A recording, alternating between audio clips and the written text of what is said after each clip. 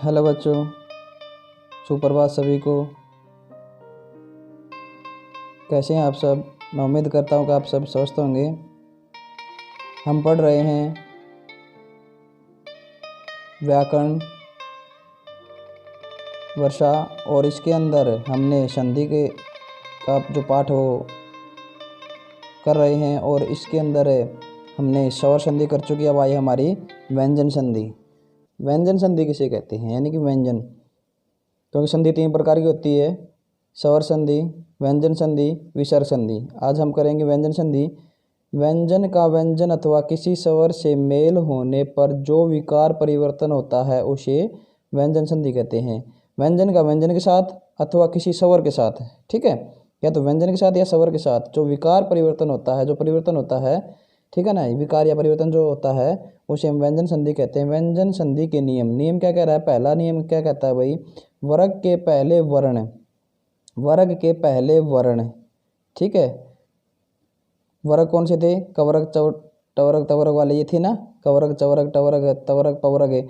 इनका पहला वर्ण, पहला कवर्ग का पहला वर्ण क है, चवर्ग का च है। ये इस प्रकार से का मेल किसी स्वर अथवा किसी स्वर के साथ होना या य र ल व में से किसी व्यंजन के साथ होता है तो उस वर्ग के पहले वर्ण, तो उसी वर्ग के पहले वर्ण, ठीक है, उसी वर्ग के तीसरे वर्ण अर्थात क का ग में बदल जाएगा, च ज में बदल जाएगा, ट ड में बदल जाएगा, और त द में, और प ब में बदल जाते हैं, ठीक है।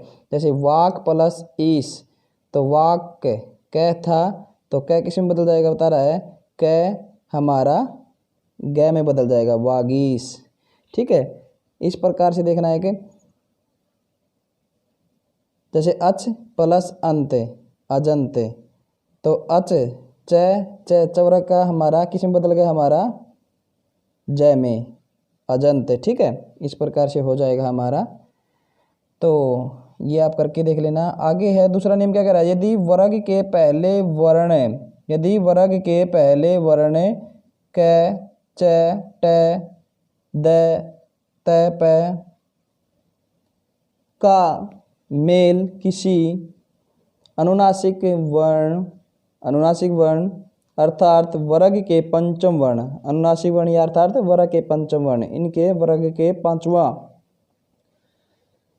हो तो उसी वर्ग का पंचम वर्ण हो जाता है, ठीक है। देखना, चित्त प्लस में, चित्त प्लस में तय का तवर्ग का पांचवा न होता है तो न में बदल जाएगा, ठीक है। समझ में आया? तय न में बदल जाएगा। जैसे उत प्लस नति, उन्ति, तय न में बदल जाता है, ठीक है। जैसे उत प्लस नायक, उन्नायक, ठीक है। इस प्रकार से कर लेना। नेक्स्ट है, यदि तय व्यंजन के साथ, यदि देखो तय व्यंजन के साथ च या छ आता है, आगे च या छ हो तो तय का परिवर्तन च में हो जाता है, तो तय का परिवर्तन च में हो जाता है। देखना, साथ के साथ ये उदाहरण देखते रहना। जैसे उत प्लस चारण, उच्चारण, तो ये कह रहा है पहले ही तय व्यंजन के साथ च या छ आता हो, तय व्यंजन के साथ च या छ आ रहा हो आगे, तो हमारा तय का परिवर्तन च में बदल जाता है। जैसे उत प्लस चारण क्या हो गया? उच्चारण, ठीक है। इसी प्रकार तय के पश्चात यानी कि तय के बाद ज झ हो तो जय हो जाता है, तथा तय के पश्चात ल हो तो ल हो जाता है। जैसे तय के पश्चात देखो तय है, तय के पश्चात ल है तो ल ही हो जाता है, ये कह रहा है इसका नियम। तय के पश्चात ल होने पर ल हो जाता है, ठीक है। उसी प्रकार से तय के पश्चात अगर जय हो तो जय हो जाता है, ठीक है। जैसे देखना यहाँ पे जय है, उत प्लस जवल, तो तय का क्या कह रहा है? तय को, तय के बाद जय हो या जय हो, तो जय है हमारा इस साइड में, तो हमारा क्या हो जाएगा? उज्ज्वल, ठीक है। अगला नियम है, यदि तय के बाद है व्यंजन आए तो तय का द तथा है का ध हो जाता है। तय के बाद है व्यंजन आए तो क्या हो जाएगा? तय का द हो जाएगा, और है तय का द तथा है का ध हो जाएगा। है हो तो हमारा ध हो जाएगा। ठीक है, आगे है यदि तय के पश्चात श आए तो तय का च और श का छ हो जाता है। उत्प्लशिष्ट उच्चिष्ट। ठीक है, क्या हो जाएगा, तय के बाद कह रहा है श हो तो तय का च बदल गया है ना, और अगर श का और श का छ हो जाएगा, जैसे उत प्लस छ का छ हो जाएगा। ठीक है,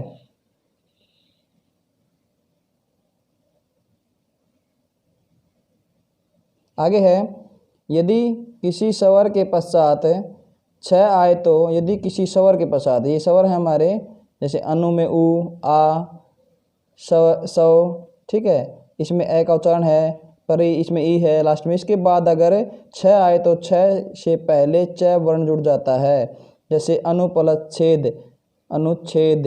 ठीक है ना, छ से पहले क्या जुड़ गया, च जुड़ जाएगा। कब जुड़ जाएगा, जब किसी स्वर के पश्चात छ हो तो। ठीक है, अगला नियम क्या कह रहा है, यदि मैं के पश्चात क से मैं तक कोई व्यंजन आए, यदि मैं के पश्चात क से मैं तक, ठीक है, स्पर्श व्यंजन है ये हमारे, मैं आए तो मैं उस व्यंजन वर्ग के पांचवें वर्ण में बदल जाता है, यानी कि पांचवा बदल जाएगा उसी का। जैसे सम प्लस कलप संकल्प, सम प्लस गति संगति, मैं न में हो जाएगा सम प्लस ध्या संध्या, सम प्लस बोधनम संबोधनम। ठीक है ना, सम प्लस तो संतोष, सम प्लस भव संभव।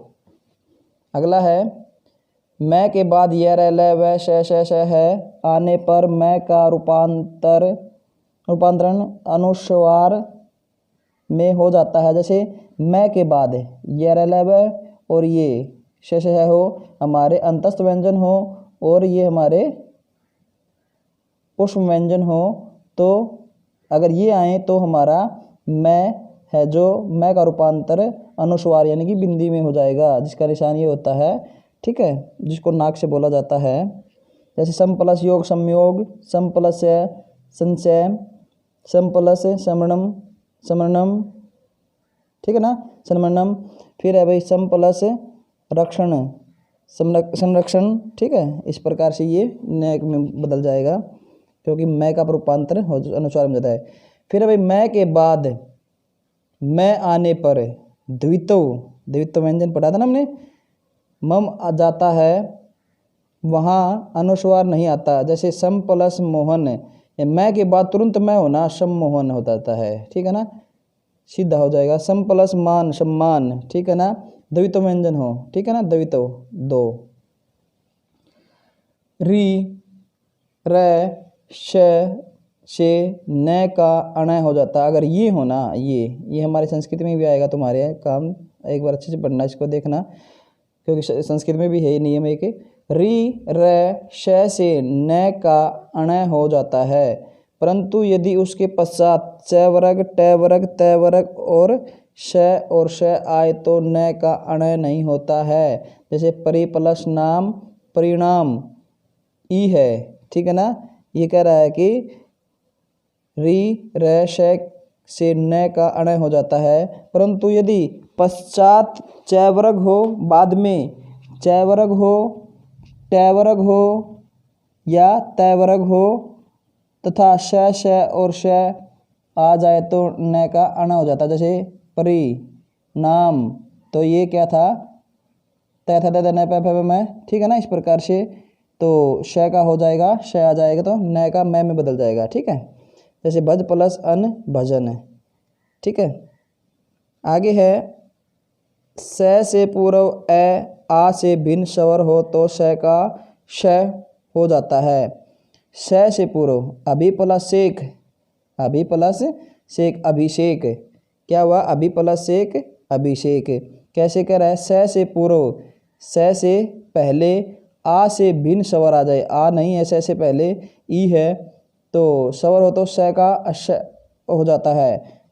स से पहले ई है हमारा, ये कह रहा है आ से भिन्न होना चाहिए, अलग होना चाहिए। ठीक है, तो हमारा जैसे वी प्लस सम विषम हो जाता है। ठीक है, इस प्रकार से हमारा ये थे हमारे व्यंजन संधि के नियम। इनको आपको अच्छे से पढ़ना है।